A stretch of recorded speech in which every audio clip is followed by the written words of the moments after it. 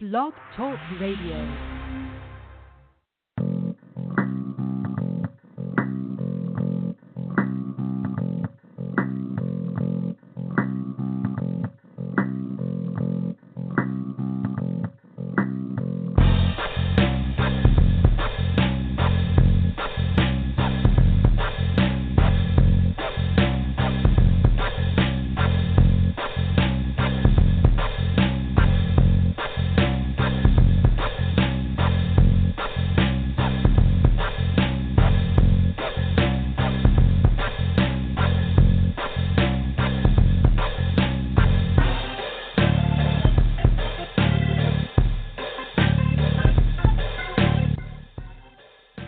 Good evening. Welcome to the View Up Here Global.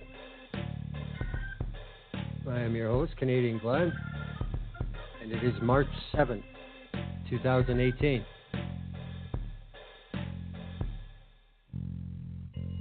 And BTR is playing games. Aren't you surprised? Tonight, Justice for Reality. Reality Leigh Winner is a veteran of the U.S. Air Force, a trained linguist, worked for the NSA, worked for a contractor to the NSA. In June of 2017, she was arrested, charged with one count under the Espionage Act. She's been in jail since that day. She's been refused bail twice. There are lots of questions about the case, the procedure, how the U.S. government is playing ball. And it ties into a lot of things we've seen before.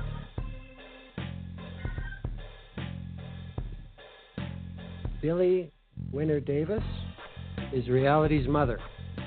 She's been the most visible, most vocal spokesperson about Reality's case.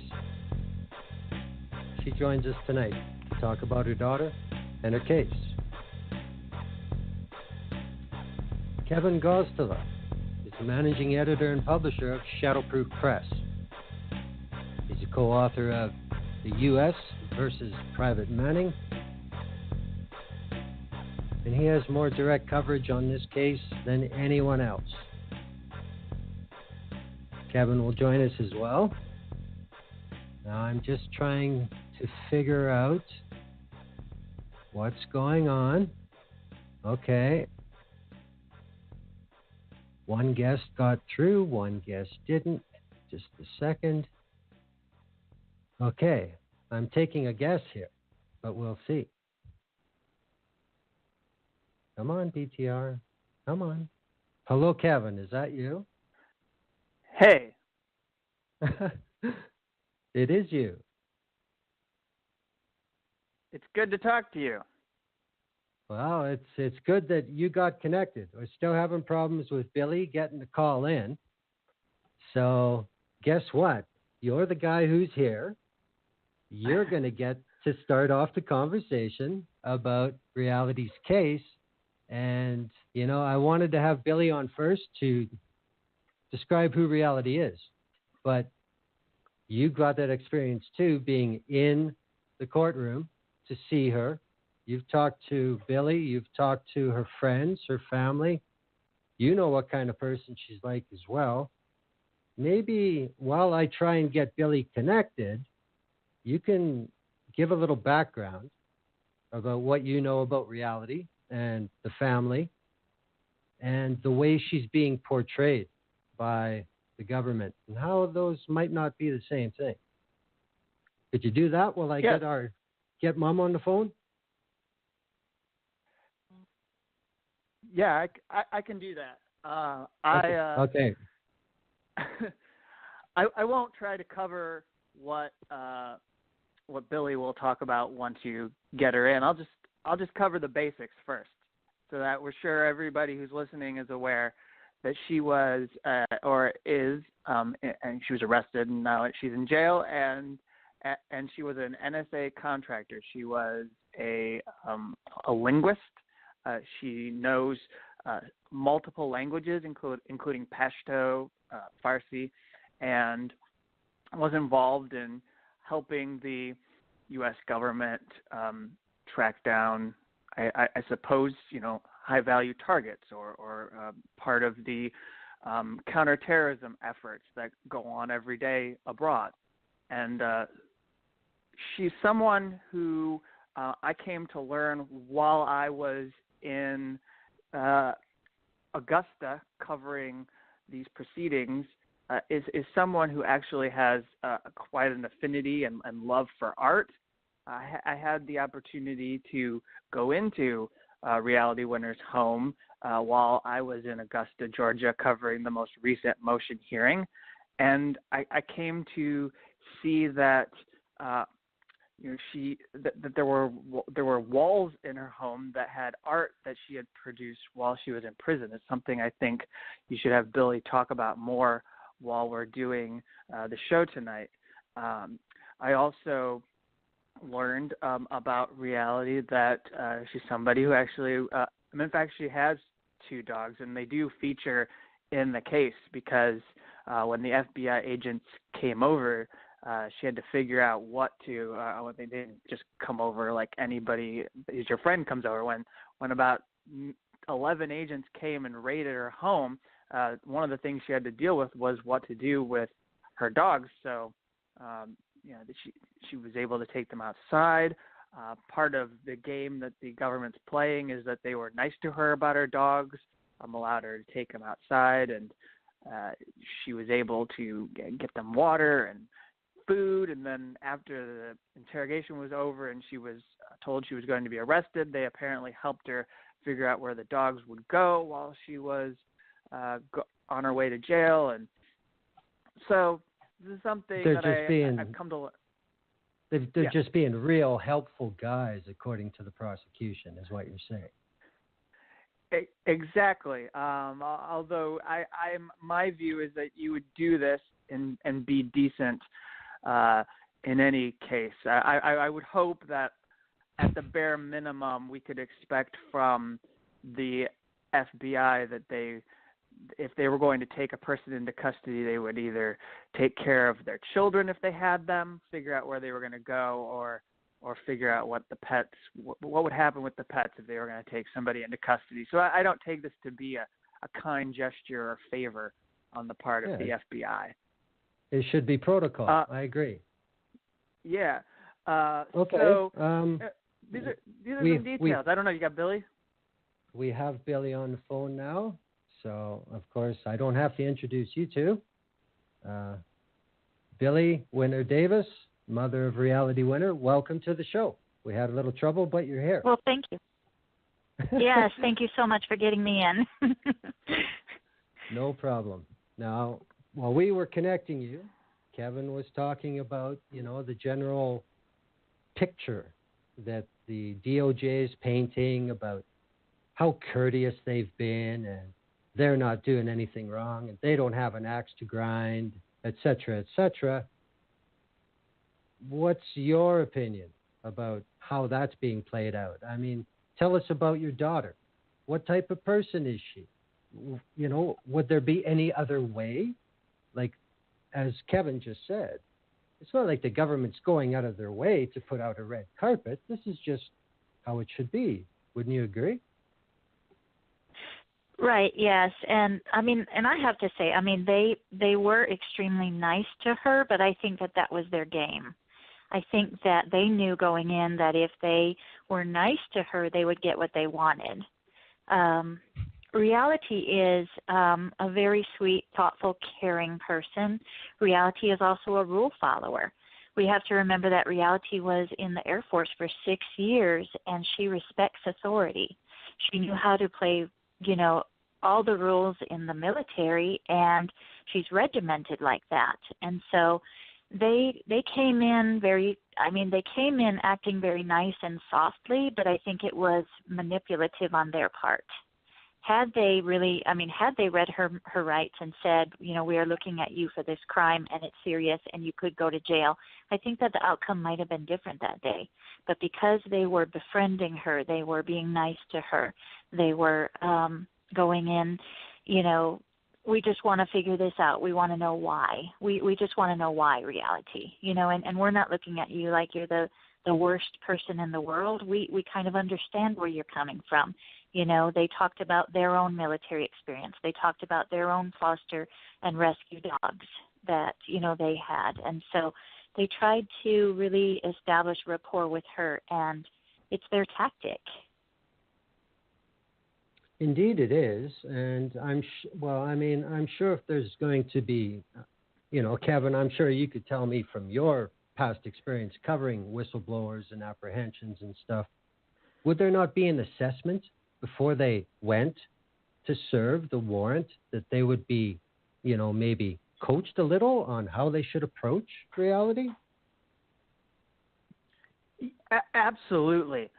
We know from this past hearing with the motion hearing that just happened about a week ago, a little over a week ago, on the motion to suppress statements that were made to the FBI.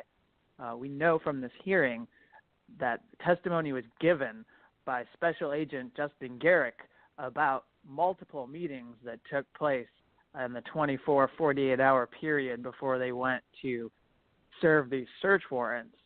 And there were several considerations that were made. And specifically, some of these were not talked about. But let's just presume that in these conversations, they talked about who Reality Winner was, and they assessed who, for lack of a better word, their target was going to be when they went to this home. And they figured out what they could do. And I think they knew, all the different things about her. They knew the stereotype of the kind of person she might be based on messages that they'd have been able to see, based on activity they'd been able to see. They made presumptions, and they had these meetings, and they knew exactly when they were going in, how they were going to make an impression upon her in order to get the outcome that they wanted for their case. And in the best possible scenario, they would be able to get her to talk and potentially confess to the alleged act of giving this document to a media outlet without authorization. And so, yes, I think that they knew exactly what they were doing because that's what FBI agents are trained to do. And again, it's not to speak negatively about reality, but just to say that that's why people who get in the situation come to learn that there's a general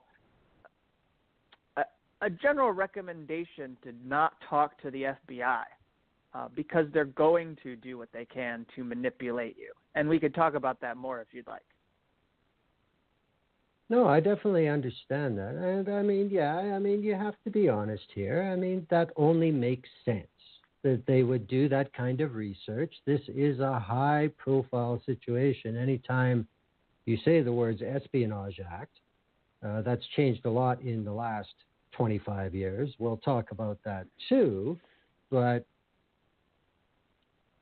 I want to know, Billie, I'm sure you'll agree with this. It sounds to me like what I've read about reality, what you've said about reality in other interviews, I think them showing up very calm, very, by the book, and them being armed, it also made it very clear that this was orderly authority, and she would answer to it. Isn't that exactly what they tried to portray?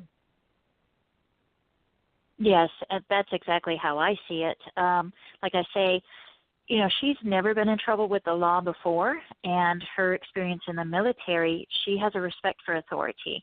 And definitely when you have 11 armed, 9 of them were armed, but you have 11 FBI agents in your home executing search warrants on your home, your car, and your person, she is going to respect that authority. Well, that only makes sense. I would suggest that anybody would under those circumstances. But yeah, I can understand what you're both saying. I mean, they did tune. It was on their terms. Let's put it that way. But then this brings us to one of the very, very big issues. The issue of whether reality was, in fact, detained. And then comes the issue of Miranda rights. Now, this is no detail. This is key. Did the FBI, were they too buddy-buddy? Did they think they could just, let things roll and it would be okay? Kevin, have you seen this kind of thing before with the Miranda issue, with what prosecution is trying to label as a confession? This is a new wrinkle as far as whistleblower cases go.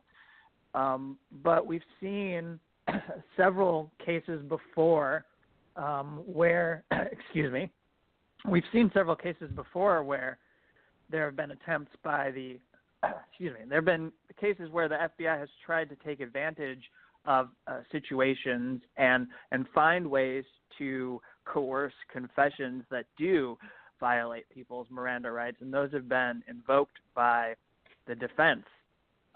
And the criteria here is whether there was a police-dominated atmosphere in the home, and that's when you choose to interrogate or question someone who is a suspect, and in this case, she was the suspect, the only suspect. There's nobody else that the FBI was looking to arrest for this alleged leak.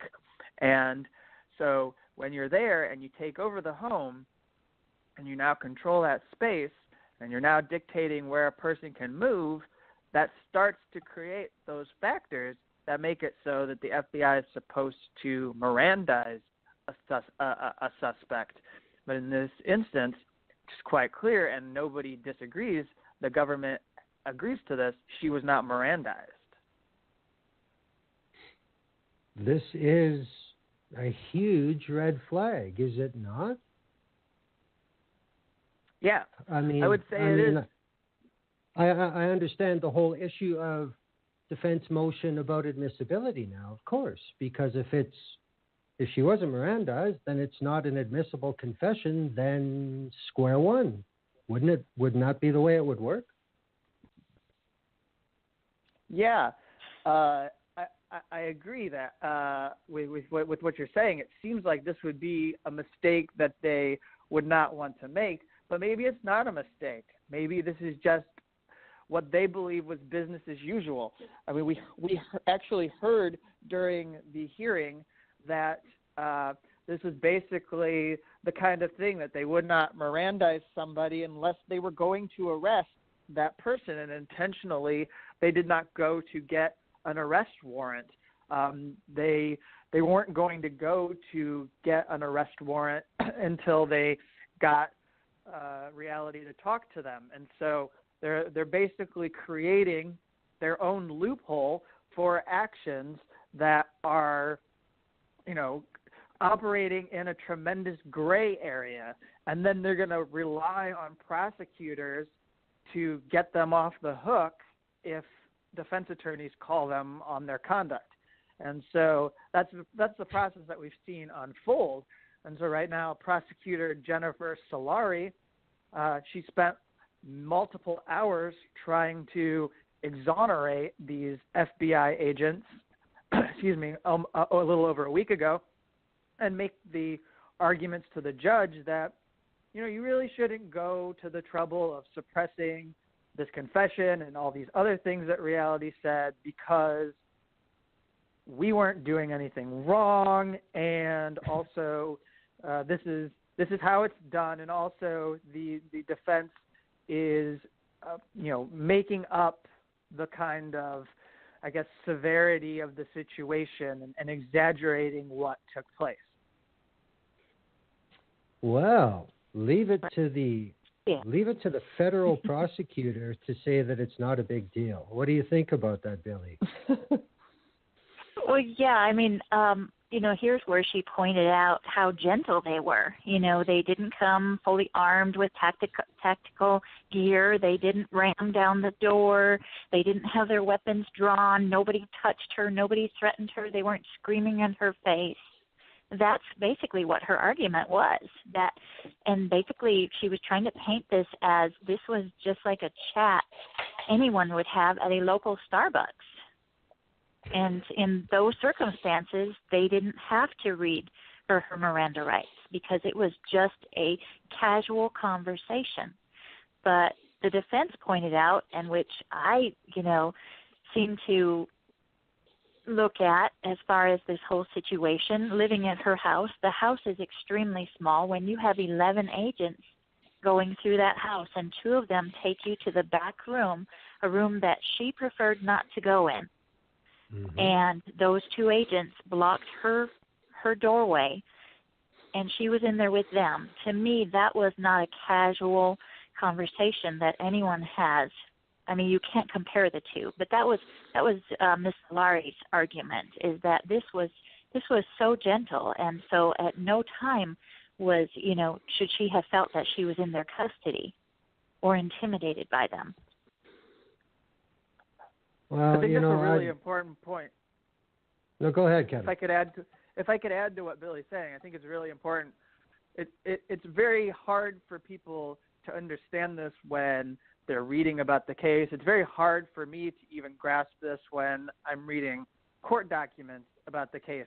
But I think one of the biggest eye-opening things could be to go find that Democracy Now! Interview and make sure you see inside the home and just how big it is, or listen to what we're saying here, because when I was in Augusta and had the opportunity for Billie to show me the home, it really hit me what I had been listening to in the courtroom, because the way that the prosecutors talk, you wouldn't think that the home was as small as it is. And I believe that's really important, because if you have 11 agents inside that home, think about what it would be like if you had 11 people in a 800 square foot home for a party. You're already going to feel like you can't move around in there and there's not really space for people. So let's put 11 agents in a small home, and they're there raiding your house, and 2 or 3 of them are telling you what to do, or very sternly directing you where to go, or looking at you very directly and with meaning, making sure that you follow what they're doing very clearly. It's obvious that you're going to feel like you're in their control and possibly even detained. And also, they talk about this yard where the dogs are, and maybe Billie can add some more to this, but when I looked at it, I thought, wow, I kept hearing all these things in the courtroom from the prosecutor about how she would go to the front yard, and then she would go to the backyard, and the dogs were in the front yard. And I looked, this yard is probably no bigger than, it's maybe barely bigger than like the jail cell that probably Reality is in right now. Or it's probably, since she's in a general common area, I mean, it'd be no bigger than a cell that somebody might be in jail. And so it, to me, is like if she was standing in there with those dogs and an agent was watching her, she's definitely going to feel penned in, like there's nowhere, she can go. She can't make decisions standing there that aren't going to be influenced by the agents, and that's important. Yes, the physical property of that home and the yard is extremely small. Everything there is very, very small and compact. And so when they talk about, that she was free to leave, well, her car was surrounded. From the way that I understand it, they had a vehicle in front of the house. They had a vehicle in the alleyway in back of the house. They had other vehicles cornering her car in. Basically, the entire house was pretty much surrounded but they say that she was, at all times, she was free to leave, which to me is not true. That is not true. Well, I'm just trying to picture this in my mind. So I'm in my house. There are almost a dozen people I don't know. They have their vehicles all around my house. I can't get my vehicle out if I could get to it. 8 or 9 of them are going through my place, and 2 of them, who are armed, are keeping me in a room and, suggesting, maybe I should just hang out for a while. That sounds like detention to me. But I noticed in the interview that you both did with Amy Goodman on Democracy Now!, Kevin, you mentioned something called custodial interrogation. Now, let's talk about a gray area.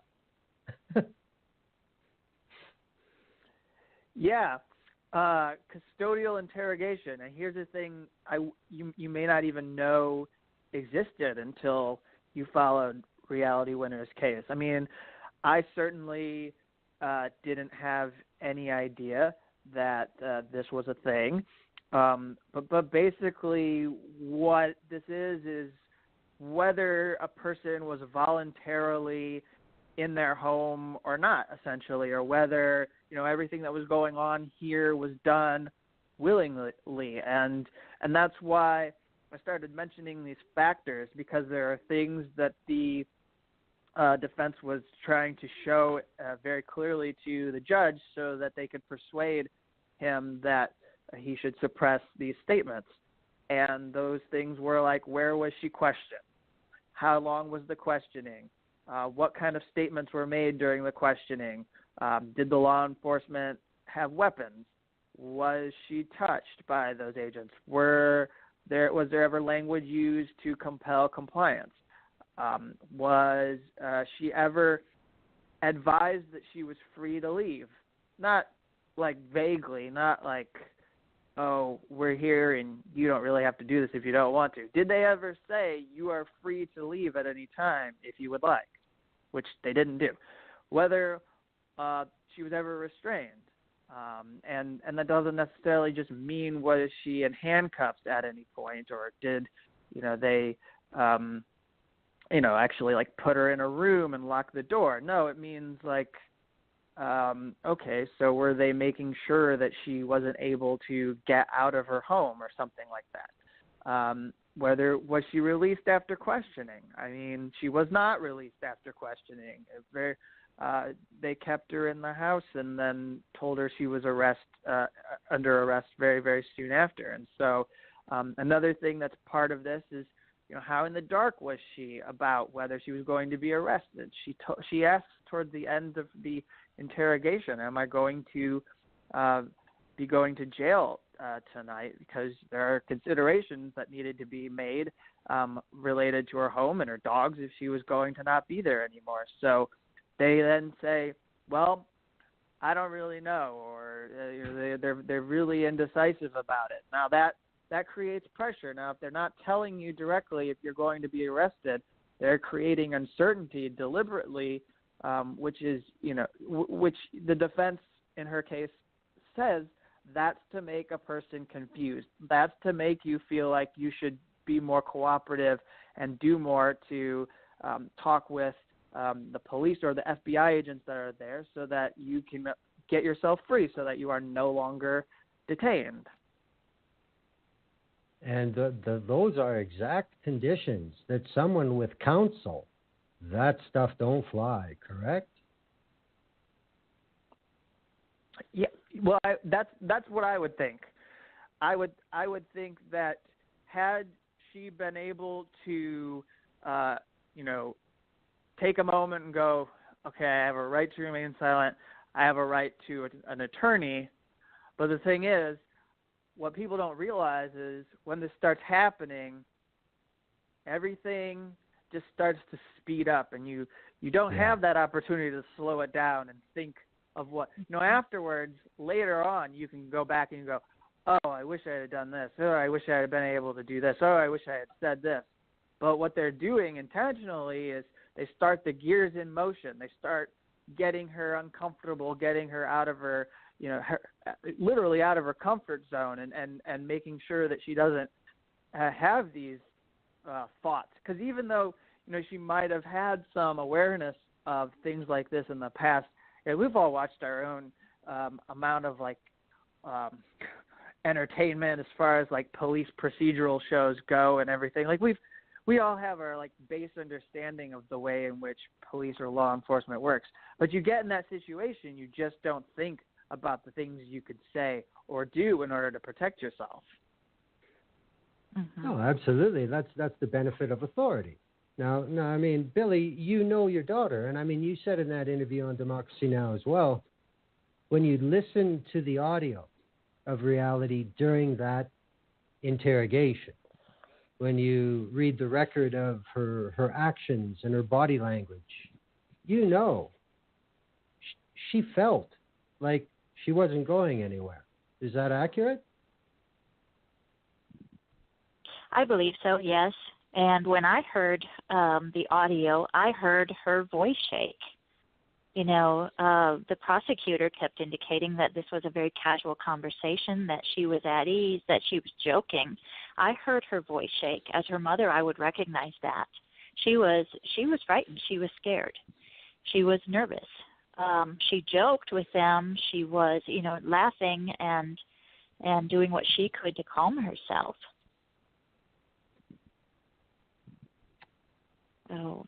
I know that her attorney, Titus Nichols, has really made some good presentations in the hearings regarding admissibility and the Miranda issue.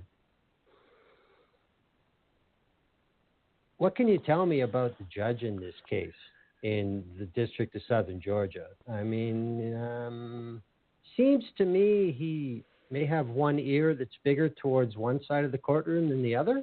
I mean, this is just speculation, but I'm just curious. What do you think, Kevin? So we already know that there's one significant issue with this judge because he's allowed the government to keep Reality in prison. She's not allowed to be out on bail. And that's hugely significant.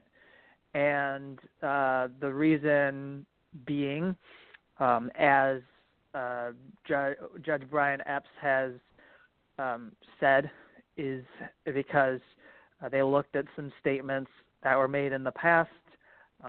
Their text messages, it seems like, and said that those outweigh everything that Reality has ever done. And it leads him to conclude that she probably hates America. And I think that that's something that's really disturbing, that would be that your opinions of your government would somehow allow a judge to be persuaded to keep you in prison. I mean, regardless of whether a person has those kinds of views, there are very real human considerations that go into whether a person should be in prison before they have their trial. And also there's a real human impact on keeping somebody in detention before they have their trial. The impact on her case by not being out of prison is that it's actually much harder for her to be involved in the process of putting together a defense so that she can win at trial, so that she can ensure that she has the best defense possible. And perhaps that's something the government knows, and that's why they escalate this to total character assassination in order to put this judge in a position where he doesn't see her as a human being anymore. He sees her as a traitor, as like a person who, regardless of what she may have done in the Air Force, she's not that person anymore. And so they try to implant this new idea about Reality because he hasn't met her. He doesn't know her. And so they're trying to convince him that she's actually a dangerous person and that is that's something that's very, very disturbing. Well, I know you've mentioned in your reports before, and I know, Billie, that, you were distressed by it, and I can understand why, and I've seen other reports. I'm sure you can attest to this from other cases you've been to, Kevin. Usually a suspect like this, when they're brought for arraignment, they may be in restraints and in a facility jumpsuit when they arrive at the courthouse, but they're allowed to change into whatever they want to make their appearance in court. They didn't do this with Reality. They purposely kept her shackled, cuffed, and in a jumpsuit. Is that part of this program to make her appear to be this dangerous threat to national security? Either one of you. Well, no, I mean, well, first off, I'd be interested in hearing from Billie. Has she been coming in an orange jumpsuit since you saw her? Yes, she has. And I've asked her, and I've asked the attorneys, at what point will she be allowed to wear street clothes, civilian clothes? And I've been told that as long as she's in custody, she cannot ever come in anything other than inmate clothing. They don't allow it in that court. So to me, it's very dehumanizing. It's very demeaning. It makes her look like a criminal. To see her in the full shackles, that she's in. Sometimes she comes in with the waist belt, and then they have to unshackle her arms in the front. This last time she came in and she was handcuffed from the back, and she always has the leg irons on. So she's not even being able to present herself as anything other than a criminal in that courtroom. And I've been told that for the purposes of her trial, her actual trial, they will not be able to have her wear anything other than the inmate uniform. And I've never heard of that. I have never seen that or heard of that. No, that is ridiculous, especially for something this high level, this quote-unquote national security. That seems a little banana republic to me. Kevin, have you ever seen them do this to anybody in this position before? No, I haven't seen them do this before at all. And I mentioned several cases before where you could have argued that they could have put forward these kinds of arguments to imprison individuals before they went to trial. So specifically, I know in the case of John Kiriakou, who's a CIA whistleblower, and he was accused of revealing the name of an undercover agent to a reporter. I know that he was allowed to be part of his defense team, to go to meetings. He was not jailed. They allowed him to remain out on bond. He did not have to be in prison before he made the ultimate decision to plead guilty. Jeffrey Sterling was someone who had a very, very long period of pretrial hearings. In fact, there was a high-profile issue where James Risen, New York Times reporter, was subpoenaed to go testify against him and refused to cooperate and was not going to reveal confidential sources, which makes sense if you understand freedom of the press. But think about if this was something that Reality Winner had to deal with. That could prolong the time that she's in detention, not only by 1 year, but let's say it could be 3 or 4 years before they finally got to trial, because you've now got to fight these extra issues in addition to the standard ones that come with a trial. So Jeffrey Sterling was allowed to be out of prison and be part of the defense team, and eventually, when it went to trial, he still was not in jail, and then he was found guilty and served some time in prison. But up until that point, free. And so the fact that they are able to make this stick, I think, is very troubling. And it's really important for people to understand that what they're using to keep her in prison isn't really based on anything more than interpretation of words that were texted or words that were typed at some point by reality and twisted and given the worst possible interpretation that a person could give them in order to make it seem like she could potentially run off and join, a group that would assist or associate with some terrorist organization. And that's really troubling to hear prosecutors so loosely suggest when you have somebody who has the kind of record that reality has, and there's absolutely no evidence at all from anything that I've seen that she has ever suggested anything of this nature. There are real people who might be in this situation where you have to assess whether they've committed some kind of act and have rise to the level of treason, but they're basically insinuating this in order to keep her in jail.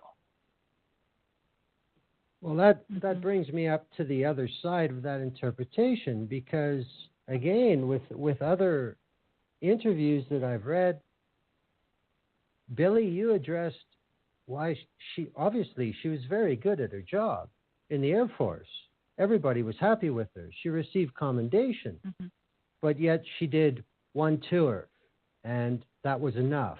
What did she want to do I don't really know how to describe it. I have great admiration for what she wanted to do. She wanted to atone for what she knew she had helped do in the name of her government.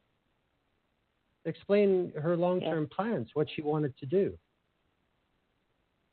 Yes, reality, when she was getting ready to discharge from the Air Force, she was looking into joining some sort of a humanitarian organization. She had applied for the Red Cross, the Samaritan's Purse, different types of organizations. She desperately wanted to go over to the Middle East and to help in any way that she could. If it meant just passing out blankets, that's what she wanted to do. And since through this process, I've met other people who have done the same thing, who were in that same position as reality, who found it was just very important for them just to go and to do any little thing that they could to help over there. And reality she was extremely good at her job. She was always told that she was a very valuable person to them, that she could obtain more intel in 1 hour than most people could obtain in their entire shifts. And the reason being is because reality is she's very determined. She's very determined to do a good job. And, part of what was held against her also in the bail hearings is that she was very good at her job because she knows 3 languages and she's fluent in 3 languages because of her internet searches. Reality, even when she was home for Christmas break, she was on her computer and she would be listening to Middle Eastern programs and news. She studied their culture. She studied their history because to her that helped her be good at her job, and that's who she is. But that was also held against her because all of her internet searches were held against her. The fact that she wanted to go across and do humanitarian work, that was held against her because when she was turned down for these jobs in these organizations because she didn't have a 4-year college degree, she started searching on her own how she could get over there, how she could be of some use. And, of course, that was also used against her. All of her searches about how to move somewhere, how to get somewhere, that was used against her. And the fact that she had, different sites on her computer where she would watch. She would watch, their news. She would watch their programs. She was constantly learning about them as a people. It didn't mean that she was going over there to join the Taliban, which to me I felt was absurd anyway, because when you see what she did for the Air Force, when you see what she accomplished, there's no way that they would take her in. They're not going to take her in. She's an enemy to them. And everyone who knows reality knows that she does not stand up for terrorists. That's not who she is. But, of course, the government tried to paint this picture of this alternate reality, pun intended, that there's this person out there that no one is aware of. Well, how is it that, somebody can have that type of an alternate personality and absolutely no one be aware of it, and no one can prove it, nothing, there's nothing to substantiate it, but that's what they tried to paint in that first bail hearing to, deny her freedom. Well, I think that, as we've been drawing the picture here, that fits the Department of Justice pattern for this evil enemy of the state. But from that first hearing on bail, I have a quote here from Titus Nichols. Because my client is a millennial and she knows how to use technology, that's somehow proof of evil intent. The government is scraping and clawing to build a mountain out of a molehill. That sounds pretty spot on to me. Yes. So then we saw in the second bail hearing about how they used her text messages with her sister from months prior against her and took them out of context. And none of us would be safe from that. If somebody took just a couple passages from a text message of mine, they could use it for what they wanted to, and that's not fair. Absolutely. But that's what they did. Absolutely. Now, I know we've touched on this a little bit, and even at the first indictment hearing, already it had been brought up, not from the prosecution, but from the bench, amazingly enough, complex designation for this case. So that legally removes all timelines for this actually getting to trial. The judge was the one who brought it up first. It didn't take long. This has been designated a complex case, so there are no time limits, which doesn't help the defense at all. There's also been the classification issue, with the defense saying, well, this is a national security issue. Everything's classified. No, hang on.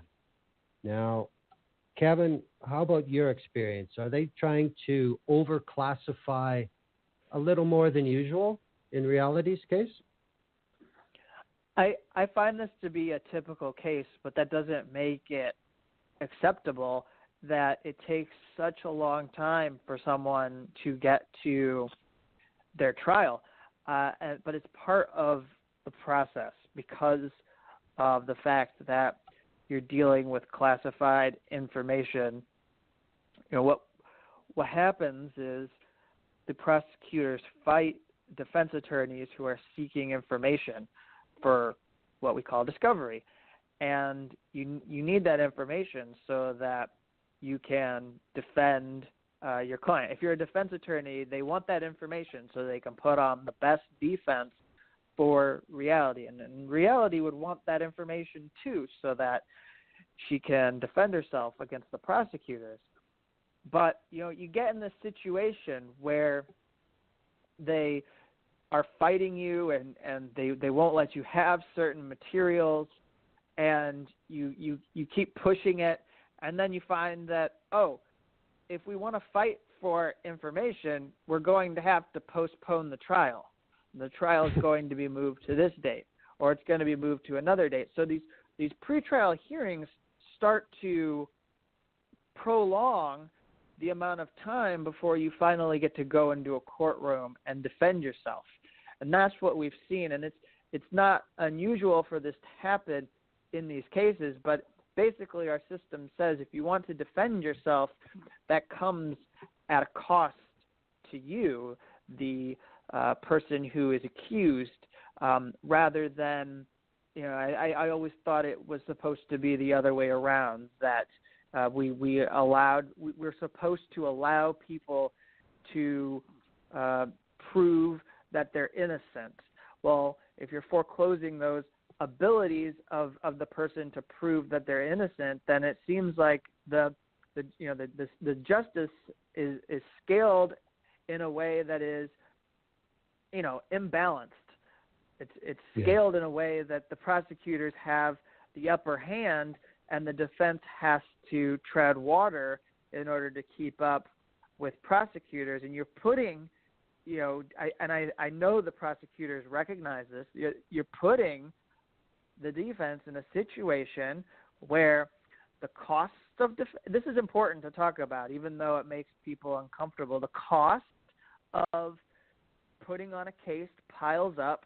Every day the amount that it takes for all this work to be done, to have all these lawyers working on that piles up, and somebody has to pay for it. And there are people who have stepped forward to, and we could talk about the work they're doing and how fortunate she is to have this assistance. But people have stepped forward and taken donations and raised money, and there are people who have been willing to back and support her. But there's a limit to what you can raise, and the defense knows that. And there's also a limit to the amount of time that somebody wants to be in confinement before they finally get to trial. I mean, anybody can be strong from the beginning, but after a while, it can really wear on you, and maybe you decide, okay, I don't know if we can win this anymore. Is there any chance that the government's willing to bargain and give some kind of a deal? And I think, that's part of the game that the prosecutors play. Whether it's actually happening, whether we're in that phase now, I think it's just important for people to be mindful that these cases are there's an element of pressure that's used by prosecutors in order to wear the defendant and the defense down so that they can force the person to give up a trial. That's our system, actually. It's not just about whistleblowers. It applies to other cases. It costs money for prosecutors to take a case to trial. They would rather use coercion and pressure from the very beginning, the same way they did to get the confession from reality. They would rather do that than have to go to trial. Right. Well, I mean, isn't it always the case? Yeah, and I agree with you, Kevin. Not everybody really wants to talk about it too much, but I mean, it doesn't have to be a national security issue, quote unquote. You go up against the state in a court of law. Most of the procedural levers are theirs to use at their whim, and they can give you a rough time if they feel like it. I mean, isn't that just the reality? Yes. Unfortunately. Oh, well, the reason that I bring up the thing about the classification and the overclassification is because we've seen this in the past with other cases. Anybody who knows who Sibel Edwards is, that was the most egregious case of it. Them deciding that information that has been on the internet for years is suddenly classified. Well, what's the point of all that? It's stupid. It doesn't work. But isn't the point that they're just criminalizing possession and transmission of information after the fact? Isn't it just another lever that they've allowed themselves to have? So I think that this is a really important aspect for people to pay attention. There's several things about Reality's case, and we've talked about the issue of whether she was read her Miranda rights. But then when you talk about the document and you talk about what she allegedly revealed to the public, it's important to recognize that there's a lot of leaking or we'll call them unauthorized disclosures, since that's what she's accused of, to the press by people who either were in the executive or legislative branch of government. And they were revealing classified information to the press, potentially. And I need these kinds of things. We need these kinds of disclosures in order to remain informed as citizens. And so I'm not saying that what they were doing necessarily deserves prosecution. However, if reality is going to be prosecuted, maybe they should be prosecuted as well, so we can have equality. But I'd rather see it go the other way. I'd rather see reality off the hook, and then everybody else who isn't being prosecuted, they shouldn't be prosecuted. But let's think about what was going on in May of 2017 when this document was allegedly released by her, and think about because she's revealing a document that says the NSA is looking at the fact that there have been supposed Russian hackers that have gone and targeted voter registration systems. And at the moment in time in May especially, and it actually hasn't ended up until now, we've had a constant stream of news reports that have had similar stories like this, where press have revealed what kind of investigations have been ongoing. There's been people leaking information about a case that's being built against people who are allegedly involved in what may end up amounting to collusion with Russia or these crimes involving money laundering or whatever. But anyways, that's a major case, and usually you would want to keep that tight and not reveal information to the public. That's not necessarily classified information, but you've got people who are potentially stepping out of line and revealing details that shouldn't be revealed until there are indictments of people. And so all I'm saying here, maybe in a wordy sort of way, is that we've got a lot of information that's come out that's similar to what Leigh Winner revealed, yet she's the only one that's being prosecuted. Absolutely. I mean, that's the thing. I mean, there is one of the pictures in the slideshow on the show page. It talks about related issues, related prosecutions in the D.C. bubble. Manafort, Papadopoulos, all these guys, where's their confinement? Where's their extreme punishment? It's just not happening. But yet it was reality who released information that perhaps the government doesn't want to acknowledge. That's what this is really all about. And that should be a very big issue to all Americans. That's a demonstration that the law is, in fact, not equal. Mm-hmm. Billie,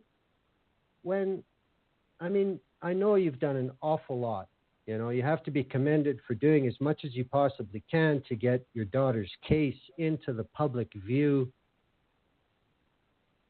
I hope that you're finding that people have a positive reaction. I imagine there are going to be some that are just going to say, well, she must be a spy, throw her in jail, Snowden, blah, blah, blah. But when you get people to look at this, are you finding that people agree with what this isn't right? Do people agree that this is overstep from the government? Yes, for the most part.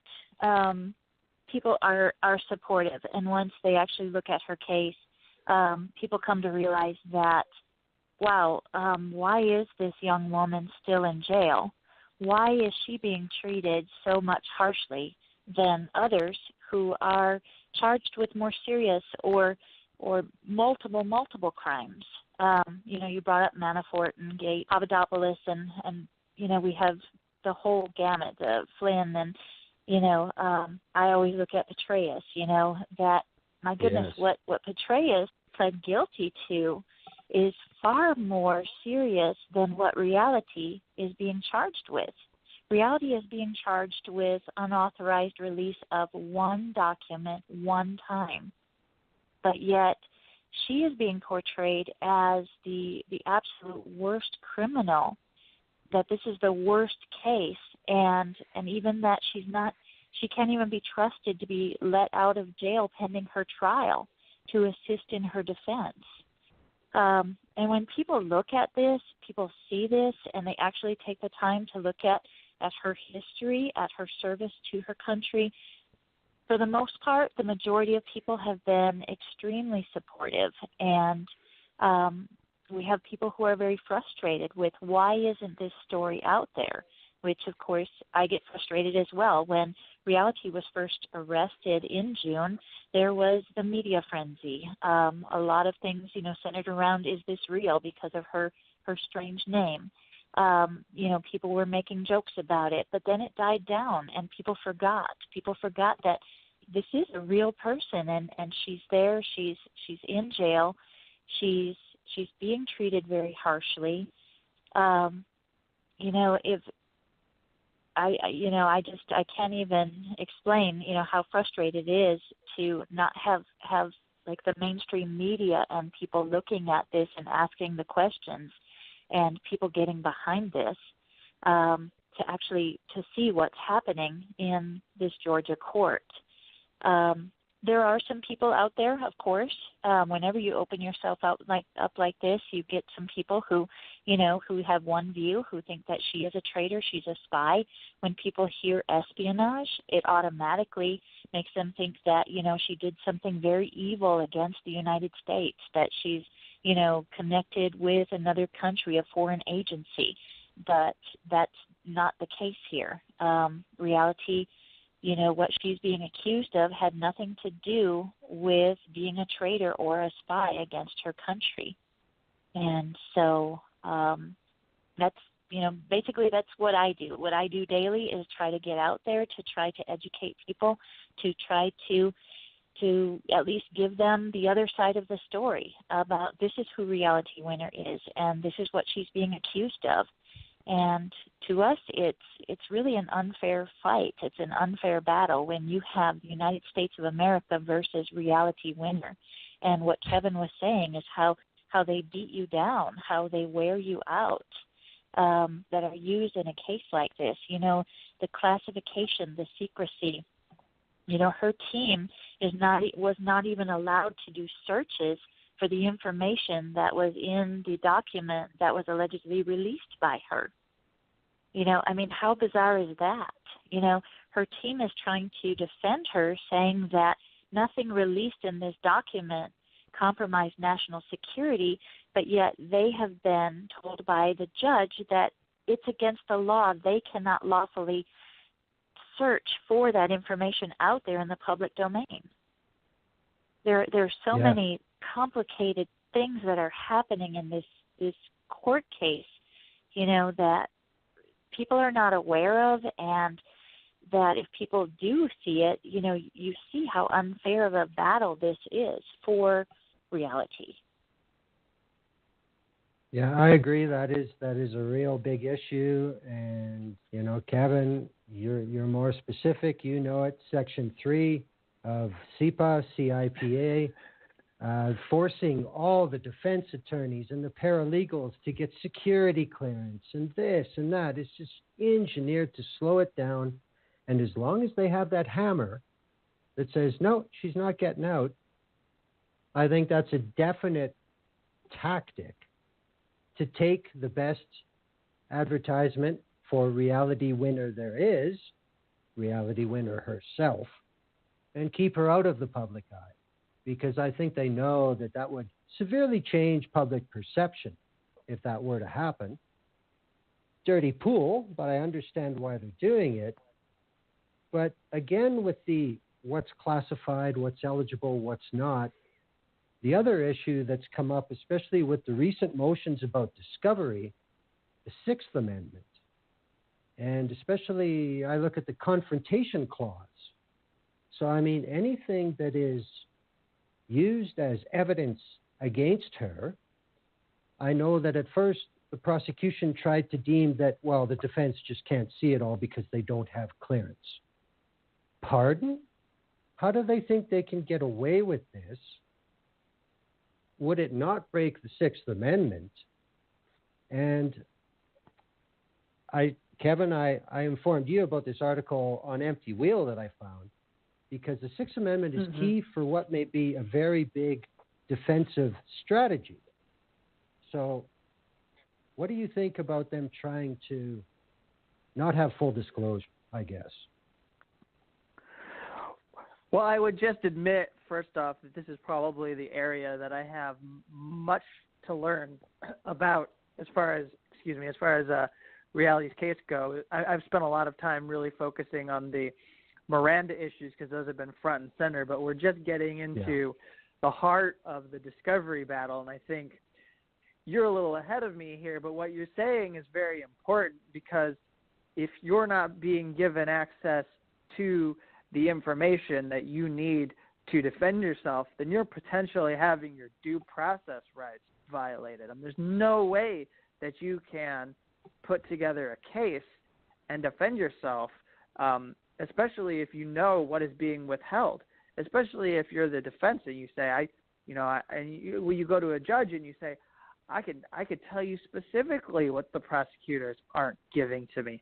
And then that also can form an appeal where you go and instead of just trying to get the judge to give you what you want, you go out of that court, you go to the higher court, to the appeal court, you say, this judge isn't letting me have this information for my client, and that's basically a travesty. You've got to do something about this. And so you go about it that way. And I believe what you sent me earlier from Empty Wheel was, this thing about how the defense is going about trying to use Donald Trump's denials about whether Russian hacking actually happened or not in order to possibly give them some kind of an ability to get more access to information or give them a better footing in order to defend reality. I'm not sure how this is all going to play out. It seems like a novel thing, but of course we all know that Donald Trump behaves like no president in recent American history, and there really isn't any somebody who's basically maintaining that none of this happened. So then, you're in this impossible situation where you look at the document and you say, yeah, but the NSA says this kind of thing was going on. So what is it? And then if he, the top commander in chief of our country, is saying this isn't real, then what should we be concerned about in this document? I think that's basically the issue here, is if it didn't happen, then why are we afraid that people think it did happen? Nothing could have been jeopardized. It's a false document. So then we just need to deal with the issue of, did this not really happen? I mean, I find myself in this odd dimension trying to figure out what's reality. No pun intended again, because in this case, obviously, if this is going to be the way that they pry information out, it's going to be interesting, because they're basically trying to get at the heart of what the government's going to agree took place around Russian interference. Well, I think looking at this article, basically their angle is classification authority begins at the top with the president and then works down from there. The president is acknowledged to have the most access, the highest clearance of anyone in the United States. So if the president is publicly stating that such and such information is not valid, is not a threat to national security, then how can you keep it from us based on a claim of secrecy, of classification? I really like the angle. Legally, it holds up, but there is no precedent because, again, like you said, we've never had a Trump before. But I think this is a very good way to go about it because, like you said, we're getting into the 14th Amendment and the Due Process Clause. This is going to take more time again. But apparently defense feel that this is a fight worth making that calculation. This could set one hell of a precedent, though, if this were to happen. Do you agree with that, Kevin? Well, certainly if they're successful, it's going to be something that future people, and I know the focus right now is reality, but any case, whatever happens becomes precedent. The next people stand to benefit. And so far, we've had a lot of law that has made it harder for people in this situation to defend themselves. If the defense was able to get any breakthrough that gave someone who's accused of an unauthorized disclosure some kind of an edge, some kind of a way to turn things around, then that would be a big deal. Well, I hope so. I mean, like I said again, I mean, her counsel, Titus Nichols, he certainly seems to be up on his constitutional snakes and ladders. I'll give him that much. Billie, what do you do now? I mean, you've said publicly that you've gone back home. You just continued to run the support effort from there. Is that the best you can do right now? Or is that just basically the reality right now of reality situation? Mm-hmm. That's really the reality. I had retired from my job. I took an early retirement back in August so that I could relocate to Augusta, Georgia. And so I was actually living in Reality's home in Augusta, Georgia, with the hopes that my being there would convince the court that she had the community ties that she needed and that she wouldn't be a flight risk and that I was willing to be her third-party custodian is what they called it. But Reality made me promise that if we lost the appeal and she was not going to be allowed out on bail, that I would return home to Texas, which has happened. And so, yes, I returned home. We arrived here on Sunday. And so I'm going to continue. I'm going to continue to do whatever I can to continue to advocate and support her. I'm still going to be out there on social media. I will be talking with whoever I can talk with, whoever will listen about her. We do have some very good groups that are assisting Reality and advocating for her. Courage to Resist is doing her campaign. The Stand with Reality campaign, the Friends of Reality Winner campaign. And although I'm not a member of that organization, I do the core calls with them, and I consult with them on what can be done, and they keep me informed as to what they're doing as far as advocating for them. Most recently, the Roots Action organization is also going to be advocating for Reality. The Whisper, the Courage Foundation, which is an international organization, is also doing a lot to advocate for Reality. The Expose Facts is also assisting us. There's so many agencies out there right now that I hope I don't forget anyone, but there are a lot of people out there who are advocating for her. And so I guess my role as her mom is just to continue to be available to those agencies, to speak on Reality's behalf, to research whatever I can to get other people on board, and to just do whatever I can for her. And I will be traveling back and forth, back up to the Augusta, Georgia area to visit with her when I can.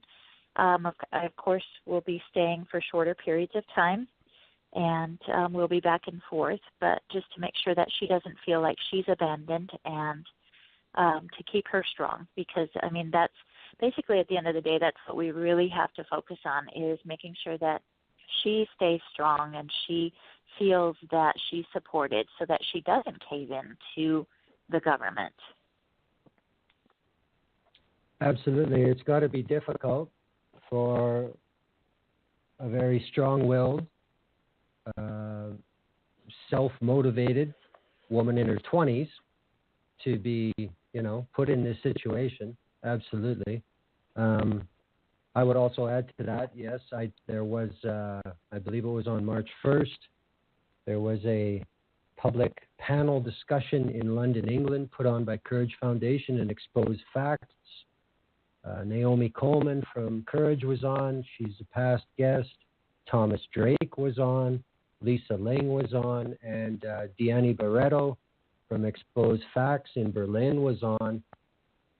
It's definitely starting to get the international attention. But like I said, both of you when we were planning the show, they brought up the issues in a global view, but I don't think there's been enough really looking at it from the U.S. point of view and the U.S. law point of view. And Kevin, I know that through all your work with whistleblowers, the Espionage Act of 1917 has had somewhat of a Second Amendment type reinterpretation in the last 20 years. Would that be accurate?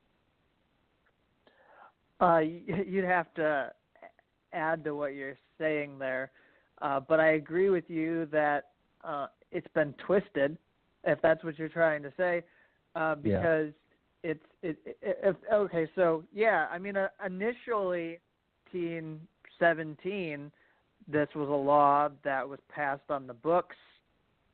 They had a provision of it for unauthorized possession of access to or control over any document. These involved, whether you had codes, photographs, blueprints, military blueprints, anything that related to national defense information. That's the key. And typically, I believe when they passed this, they envisioned that a person was going to actually deliberately hand it over to someone who was seen as an adversary of the United States. And that's what they meant when they criminalized the idea of giving information to somebody that was unauthorized to receive it. I don't actually think that they were thinking this is something that we're going to be using to go after people who leak to the press, because at the time, think of it historically, we were really. I think it was before like the heart of the Cold War, but obviously there was a concern that in the United States, among people in the government, that you needed to challenge the Soviet Union and the influence of communists. I mean, everyone in government believed that communists were taking over governments in countries around the world. And so we passed legislation like this. And I'm not making any judgments here about whether this was right or wrong. I think that's outside and unimportant to our conversation. So this remains on our in our law, and it hasn't been updated. It has not been changed in any way to fit our current time. And so far in the last 25 years, we've seen a manipulation of it in order to punish people who release information to the press, even though it's not an official secrets act. You talk about like the global issue. In England, in the United Kingdom, they have an official secrets act. If you release information to the press and the press publishes it, the press is actually committing a crime, and they have to be careful about it. We saw when there were the disclosures from Edward Snowden, and The Guardian was publishing information that we saw British security agents come in and force the destruction of a hard drive that had been used, that had once had documents on it. And so they said it was tainted, and you have to destroy it in front of us. It was a bit of a like theater that they were forced to put on. But back here, we don't have anything like that. We have not passed anything like that because we have something called the First Amendment. And the constant concern has been if you pass an Official Secrets Act, you would be violating the Constitution because it would undermine press freedom or it would undermine freedom of speech. And I think that's at issue here. That's very much at issue here when you look at these cases as far as like somebody who is a government employee who decides to share this information. That certainly comes into play. But as far as, you know, this case with the Espionage Act and the way that it's been advanced, it's a tremendous deal because once you get hit with the Espionage Act, it changes your ability to actually defend yourself. Had she been charged, like David Petraeus was, with a simple misdemeanor of unauthorized possession or removal of a document, that would be very different. And she could go to trial and she could try to argue about that, or she could just accept it and plead guilty. But, you know, she faces the Espionage Act, unlike David Petraeus.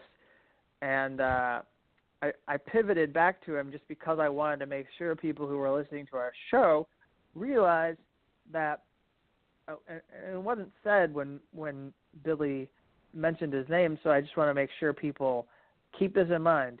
He possessed something called black books. They had the identities of covert officers. They had war strategy. They had intelligence capabilities. And there were also notes from his discussions with President Barack Obama. And also, he did something that reality hasn't done. He actually lied to FBI agents about leaking to his biographer and when he had signed certain security exit forms. Reality's not accused of lying to FBI agents. She never lied to FBI agents.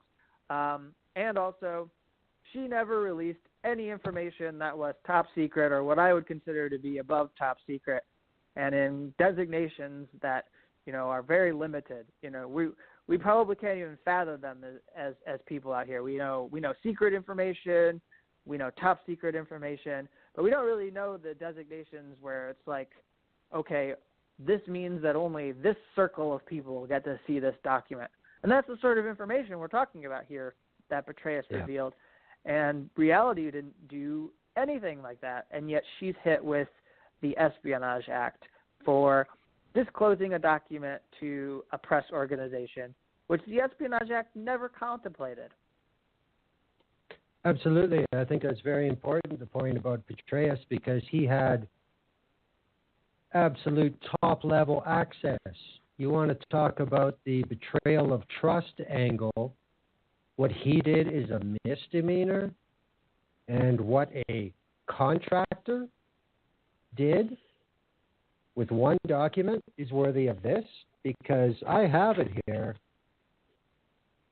793E of the Espionage Act. And you can tell when this was written just by the stuff in it. Whoever having unauthorized possession of, access to, or control over any document, writing, code book, signal book, sketch, photograph, photographic negative, blueprint, plan, map, model, instrument, appliance, or note relating to the national defense or information relating to the national defense, which information the possessor has reason to believe could be used to the injury of the United States. So, I mean, there's not even radios yet when this is made. And this is just like the CFAA. It's completely outdated and being used as a blunt instrument. So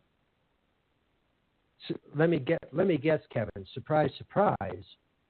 Congress has fought updating these laws instead of improving them and bringing them into the 21st century. Is that the reality of what they've not done?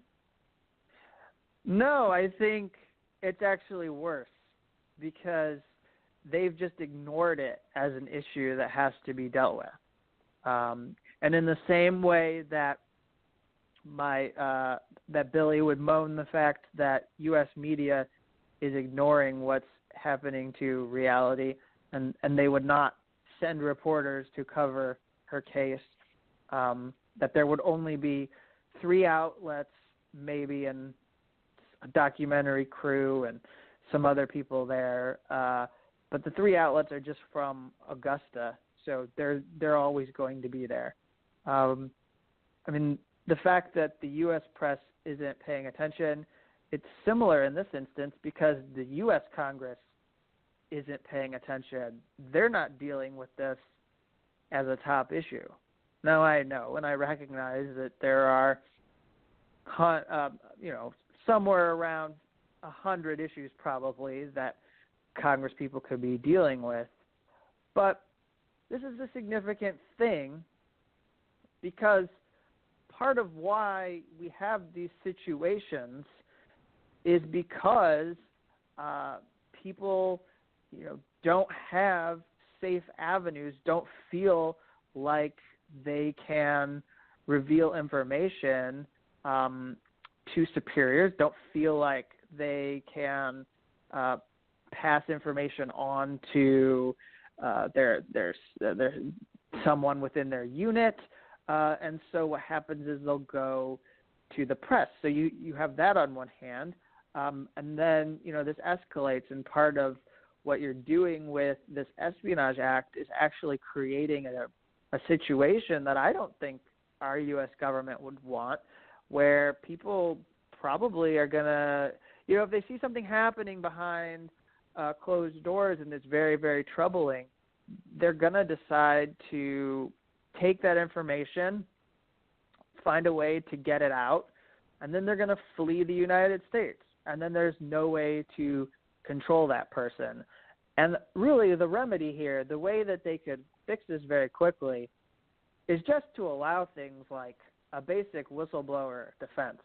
And there ought to be some provisions made in the way that these cases are prosecuted that you can have somebody come before a judge and argue that they had good faith intentions when they released this, and that ought to count as like a factor in the release of this information. I mean, we live in a modern day era where technology is easily available, and the press is more interlocked with officials than it seems ever before. So you can't police everyone. It's impossible. As we've mentioned already, there are hundreds, if not 1,000 leaks happening every other week or every other month of the year, and none of those people are going to jail. So the way you have to do it is have some kind of a means that if somebody does get prosecuted, they can go in there and they can argue what they did. Or you could go back to the way they did it. Sorry to go on for a long time, but you could go back to the way that they did it 10 or 15 years ago. It's important for people to know that it used to be just an administrative issue that somebody would leak something like this.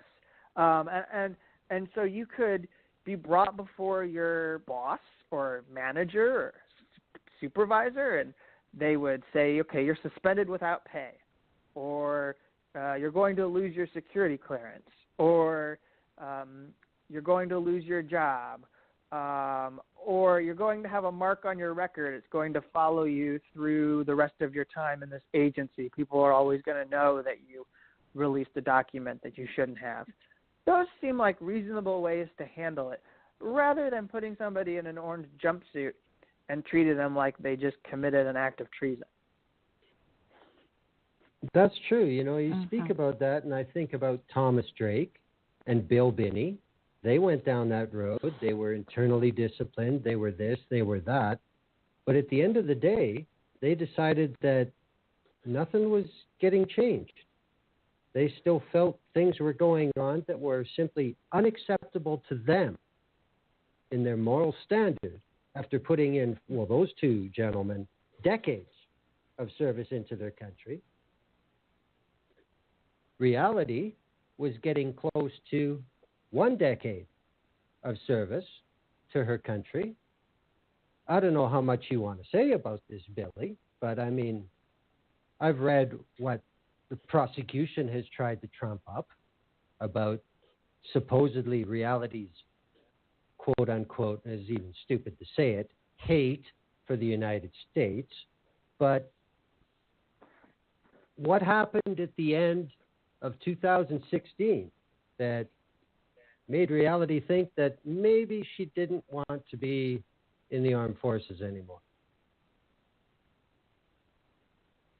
Well, I don't think anything happened at the end of well, I do think something happened.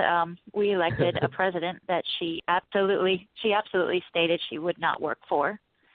But she's not alone in that. She's definitely not alone in that. And that was something that she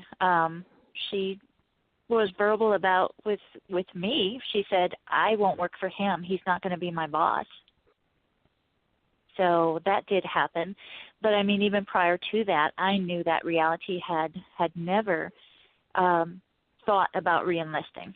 The armed forces wasn't for her. That wasn't something that she saw that as a career for her. She did one term, and, again, she was more interested in going abroad and helping people in need. But, yes, you're right, that the election of Donald Trump to that office definitely was something that she said that was it. You know, she was not going to report to him. Well, you know, what Kevin was talking about with what they've really turned the intelligence community into is a place where whistleblowers don't have the options that they should if they want their system to improve. There seems to be too much of this is how things are done. You don't like it, leave, or we're going to ride your ass to prison. There's no alternative. They're missing that logical place in the middle where problems can actually get solved. And, I mean, everybody's had a job like that. You can't go to your boss because your boss thinks there's no problem, you know? So do you think that, well, first I better ask this. Billie, is there really any question if what happened did happen? Is there any question about that? You mean, am I 100% sure that reality is the one that released this? Yes. I'm not 100% sure. She and I have not had the conversation to where she has indicated that, yes, Mom, I did this. I can't say with 100% positivity that she is the one who leaked this document. If she did do it, I would say that she did it thinking that it would do good, thinking that it was necessary for the Americans to know if she was the one who released this. Well, yeah, that makes a hell of a lot of sense to me because, I mean, I have a copy of the actual document. I don't know if it's officially classified again or what. But, I mean, this is exactly, as Kevin said earlier, at the time this was leaked, this was the issue of the day. And it was completely in conflict with official speak from Washington. So I'll ask you first, Billie, do you think it, because of the timing of this, that there might be a little more salt that they want to rub in on this one? Is it that big of a deal? Oh, absolutely. I mean, when you look at the timing of this, you know, Comey had just been fired because he wouldn't let this Russia thing go. And up until 2 days ago, or I think it was either yesterday or today, Trump was indicating that he still believed Putin when Putin said that he didn't interfere with, that the Russians didn't interfere with our election. And so at that time in our country, you had intelligence agency reporting that there was something here. You had James Comey being fired because he wouldn't let it go. And you had the president being adamant that this is all a hoax, it's fake news. And then, you know, then you have this document out there. And again, it was more proof. It was more information out there in the media that, wait a minute, we can't let this thing go. This is not a hoax. Well, absolutely. I mean, the document is out there online. You can find it. It's not that hard, and it is very specific. It's not we think, we assume. It's proof. It's flat out proof. And, you know, that was the first thing that really alerted me to Reality's case. It's like, this is one of the most righteous documents I've seen come out at that time. You know, this needs to happen. This is what I expect from the United States. This should be out. But yet, you know, doesn't seem to be the way the process wants to go. But what comes next for both sides? What does the government do next? Do they just keep standing on this mountain and screaming national security? Or are they going to paint themselves into the corner because the pinnacle of their national security pyramid is Donald Trump? What do you think? Well, first, if I could just add one thing to what was going on last year around the time that Reality released this. Another thing is we figured out that a Trump administration was going to be terribly chaotic, and Donald Trump was going to have a real tough time controlling the people who work for him, not just in his White House, but in other agencies. And so in February, he actually went on Twitter to throw one of the tantrums that we've come to expect on a regular basis from him. And then he had a press conference, and he was asking the Justice Department to crack down on criminal leaks. And basically what he wanted people to crack down on were the sort of stories that we were reading about what was happening inside his administration. But these were the words he used, just so that, you know, we know exactly where this administration stands. He tweeted, "Leaking and even illegal classified leaking has been a big problem in Washington for years." And he suggested that the New York Times and other media organizations needed to apologize. And he said the spotlight has finally been put on the low-life leakers. They will be caught. And so I think that he was very offended when he got into office and found that people were going to go behind his back and work through the press to try to maneuver around what he was doing, or maybe try to get the best of him. And so I think that's another element in addition to what Billie was saying that made it so, you know, Reality being this first high-profile leak case, we really wanted to set the tone and say that we're not going to show any leniency. So if anybody else on Reality's level as far as, you know, the kinds of person inside of an organization, because she wasn't at the top. She wasn't running the show anywhere. She was lower level. So all those others who have access, who could potentially use their low-level access to do whatever they, you know, thought they needed to do, think twice, and I'm going to come after you if you make the wrong decision. And that's something that they really wanted to drive home through this case, and they're doing a good job of it, I would say. And as far as what happens next, I think Billie may actually have a better idea than I do. I know that when I was at the hearing that they were still trying to figure out the schedule for the next few months. Yes, that's correct. And we still don't have that. We still don't have that down. We don't have a scheduling order. Both sides have met and have gone through, you know, what motions are pending, what appeals are still pending, what time frames look like. And they're developing a new scheduling order to present to the judge, so then the judge can look at that and approve that. But as far as right today, we really don't have a timeline. We don't have a timeline as to when things are going to happen, when things are going to be decided, and ultimately when a trial date will be decided. So as of today, we don't have a trial date.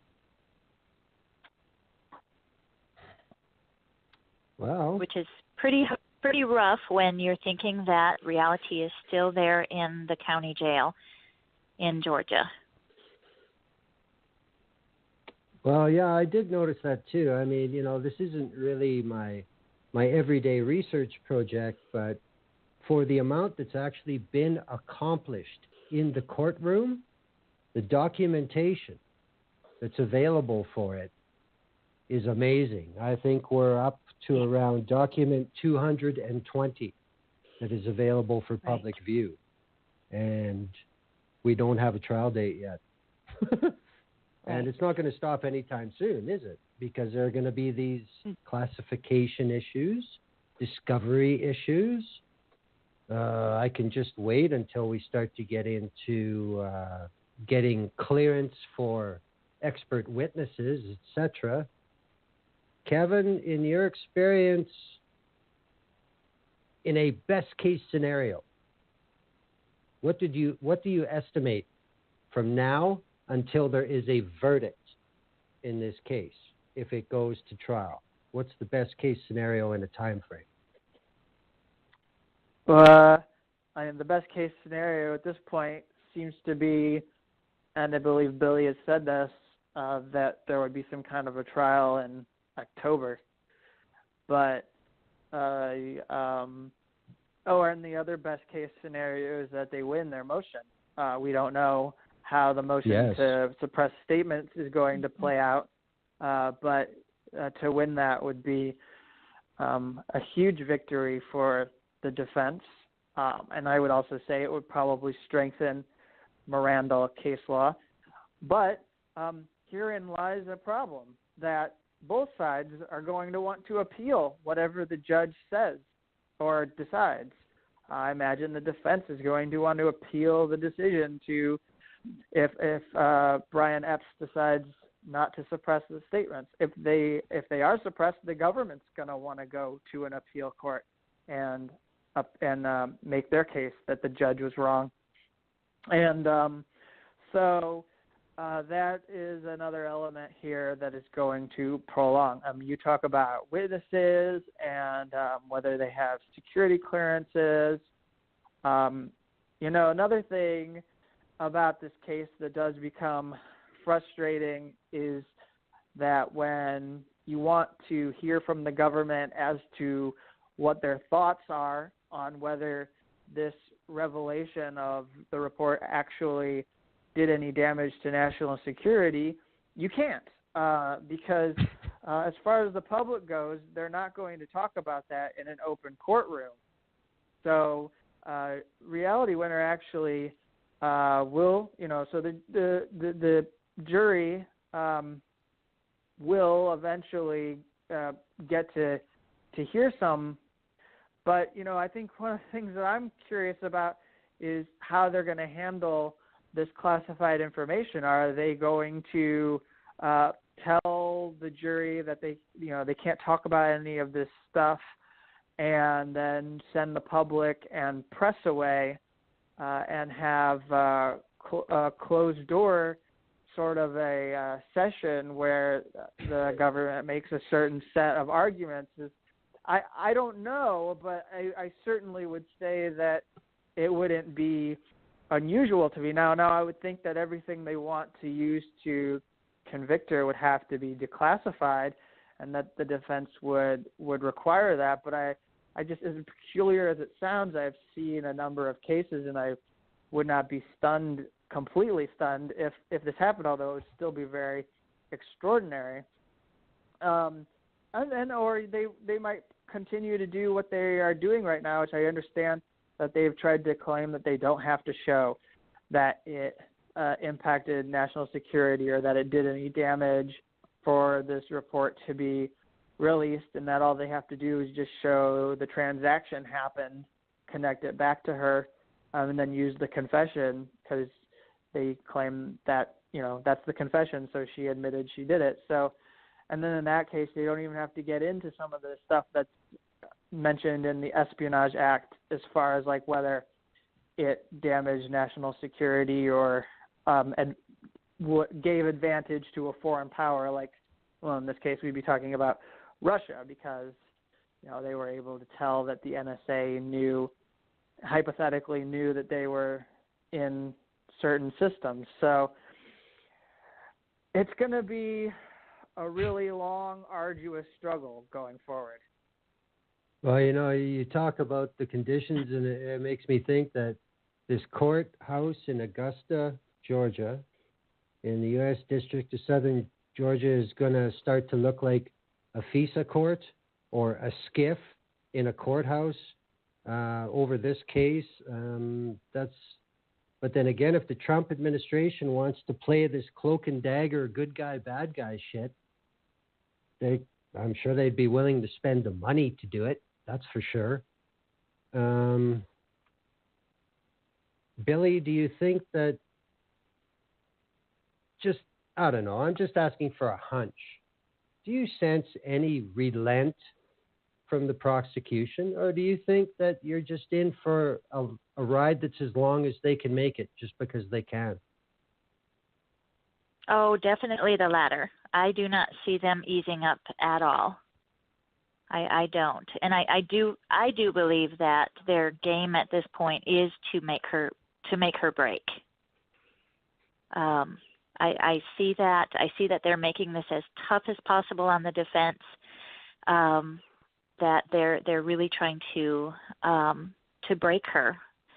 And what I've been told about these cases is the majority of them do end in a plea deal. And I think that this is how they do it. This is exactly how they get to that point, is they make it so difficult for a person to defend themselves. And then, of course, in her case, you have her physically being detained in a county jail, which, I'm sure that she knows at this point that this is as bad as it's going to get for her. A county jail is going to be much worse for her than prison. And so I feel like their whole purpose in this is to make it as tough as possible so that they can somehow beat her down and get a plea from her, which I don't know if that's what's going to happen, but, she's a very strong person. She has indicated that she's in this to fight to get her life back. That's what she has told me. And I know that she hasn't broken yet, and she's remaining very strong. Well, I know that all of us on the outside, they've made it, yeah. All of us on the outside can show as much support as we can, and hopefully that will help her as well. Yes, and it really does. It really does. It does help her to know that people are supporting her. It does help her to receive letters of support. It helps that she knows that our family is supported. That helps her a lot as well. So, absolutely. Yeah, and they've made this so incredibly difficult. I mean, I just want to throw out there, they have set up a SCIF there at the jail, at the courthouse, at the courthouse there in Augusta. But because she is detained, in order for her to work with her defense, to look at the evidence, to go to that SCIF, she has to be shackled for about 10 to 12 hours during that day. She can't even drink from a bottle of water because she is shackled at her waist. And then anytime that she leaves the SCIF to go back to the holding cell, perhaps to use the restroom, they do a complete strip search on her. Anytime that she's taken from the SCIF to return to jail, they do a complete strip search on her. They make this as difficult as they can on her, and they treat her as inhumanely as they possibly can. And there's a whole purpose to that. It's to make her, feel defeated. It's to make her break. Did they try to deny her clearance to see most of the things that they were going to use to prosecute her? Did they try that at one point, to say that she wouldn't be allowed to be active in her own defense Meanwhile, she has the best knowledge and opinion of the evidence than anybody in the room? I believe that they did, but at some point they have set up that skiff there at the courthouse, and she is brought to the skiff to work with the attorneys to look at evidence. I don't know if she's being able to see everything or if there's only certain things that she is privileged to see. I don't know that piece of it. Okay. Well, at least they're not being that ridiculously ironic and saying that, a person who worked in intelligence can't see the intelligence. At least they haven't tried that one. Yeah, that's true. Mm-hmm. Right. Because she no longer has her clearance, so I can hear them saying that, that she's not cleared to see this evidence. So the one little offshoot we got left, Kevin, is how this is turning out is not a surprise. It seems like just about every case of either ethical differences or personality clashes, anything that involves a unauthorized release, turns out not being mitigated, not being fixed before it gets there. And the Inspector General Department of the Intelligence Community was doing a very thorough report on whistleblower retaliation, but once they saw the evidence and they didn't like it, they just shut it down. So do you think that in the future they're going to stop the leaking by behaving like this? Do you think they have any chance at all?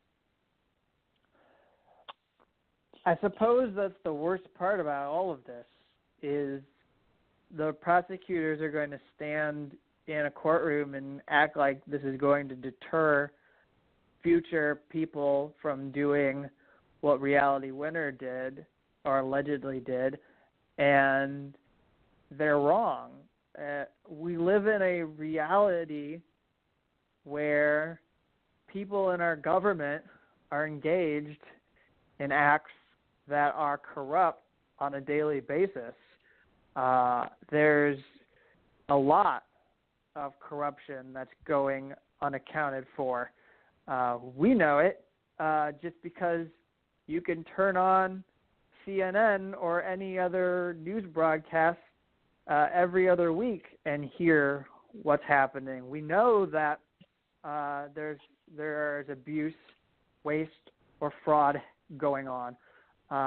And with people who run agencies enriching themselves, with people violating rules, like just talk about something like taking private jets when you're not supposed to be using taxpayer money like that. Someone might have wanted to leak that information and probably did to the press, and that upset. Now that's not classified information, but let's just, if it had been, a person could have gotten in trouble for alerting the public to the fact that somebody was taking, military or security or some kind of jet airplane. And so I think it's really important for people to recognize that we have to be paying attention to what's going on with this case. I think what Billie was saying about the way that reality is being treated when she goes to her to the skiff to work on her case and what she has to go through and how she's dehumanized, that's something people really need to talk about because it actually has an effect that can work out positively for her. I know that you might think as from what you've seen that if we all start talking about the way a person is being mistreated or if we call too much attention to stuff that's going on in prison, that's going to blow back and then they're going to retaliate against her because, that's what they have the power to do. But actually, what's interesting is if you look at these cases, just like Jeffrey Sterling or John Kiriakou who were in prison, when they told the public what was happening to them, like Jeffrey Sterling had people in prison denying him access to his heart medication. John Kiriakou went through several things that I don't need to specify, but when he wrote about and told people what was happening to him, they go, oh, you've got support. Because usually the guards that are running the prison who are involved in this think that those people in there have nobody to support them and that they can push inmates around however they want. But when they realize that that person has support on the outside, they're the warden or the people who they answer to start to say, you know what? I don't think you need to cause any disruption. Don't do that to that person. We don't want to call any more attention. They know that people are watching. They don't want anything, for lack of a better word, extracurricular to happen that's going to be brought up in court because, if she's being treated cruelly or inhumanely, maybe the defense can go to the judge and say, this is wrong. You're mistreating my client. And so I think it's up to us to really pay close attention. Makes sense. We're getting into the close-up section here. So, Kevin, I will ask you first. I really thank you for being on the show. It was a pleasant surprise. I like your work, man. Keep it up. You are at Shadowproof, shadowproof.com. I know you do a podcast, too. You want to fill me in on that? Yeah. We call our show the Unauthorized Disclosure Podcast. I have a co-host named Rania Kalik. I basically decided I was going to reclaim the term because, in my opinion, a lot of times this is actually a good thing, that somebody has decided to defy authority and tell people, what they really need to know. And so a part of my show is talking about those subjects and topics that really need to be talked about, but may be off limits to people in government. May make them uncomfortable if we really started to dig in to some of these issues and stories. Thank you for having me on the show. My pleasure. Billie, thank you so much for making time to come on the show.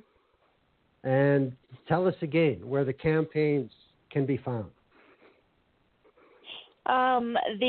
The main campaign is the Stand With Reality campaign through Courage to Resist, and you can find that by doing standwithreality.com, and it's real easy to find. We also have some Facebook groups. We have some Twitter pages, Courage to Resist. All of those organizations are right now advocating for reality, and so just go on the website, standwithreality.org, and find out what you can do to support reality. Sounds very good. Again, I told you guys, 2 hours seems like a long time, but here we are, we're done, and we've got 2 minutes left. Yeah. Outstanding. No, that's okay. We've covered it all. Like I said, Kevin, thank you very much. Billie, thank you very much. Everybody, you can look at the show page for the websites, and you heard it here. Thank you, Billie and Kevin. Thank you, everybody, for listening. We'll see you next week on The View Up Here. Good night.